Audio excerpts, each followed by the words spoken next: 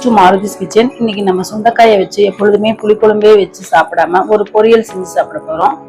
அதுக்காக அடுப்பில் கடாயை வச்சுட்டு கொஞ்சமாக எண்ணெய் ஊற்றிக்கோங்க. எண்ணெய் காஞ்சதும் ஒரு அரை ஸ்பூன் சோம்பு பொரிய விட்டு நறுக்குன ஒரு வெங்காயம்,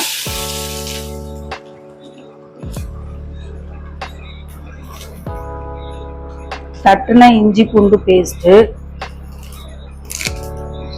ஒரு கொத்து கருவேப்பிலை இதை போட்டு இது நல்லா வதக்கிக்கோங்க.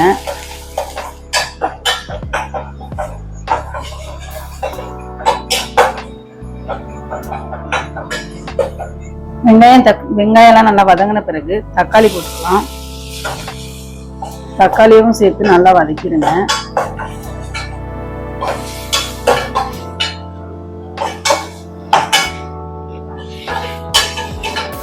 நம்ம சுண்டைக்காயை வந்துட்டு நச்சிராம ரெண்டா கட் பண்ணி வச்சிருக்கோம். ஏன்னா அப்பதான் விதையெல்லாம் வெளியில போகாம இருக்கும். அதுக்காக அதை நல்லா 2 வாட்டி அலசிட்டு கட் பண்ண சுண்டைக்காயை இதோட சேர்த்துக்கலாம்.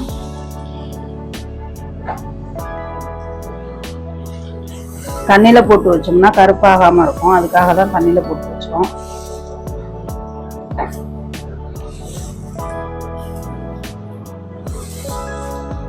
இப்ப இந்த சுண்டைக்காயை இந்த எண்ணெயிலேயே ஒரு 5 நிமிஷம் வதக்கி விடுங்க.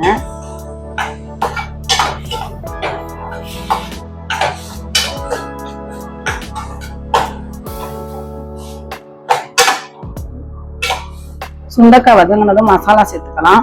ஒரு 1/4 ஸ்பூன் மஞ்சத்தூள், அரை ஸ்பூன் மிளகாய்த்தூள், அரை ஸ்பூன் மல்லித்தூள், இதுக்கு தேவையான அளவு உப்பு இது சேர்த்து லைட்டா ஒரு பிரட்டிக்குங்க.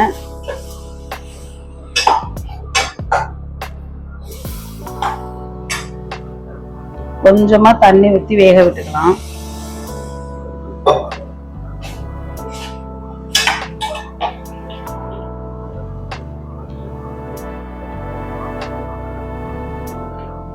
பாருங்க, கொதிச்சு நல்லா வந்துட்டு இருக்கு.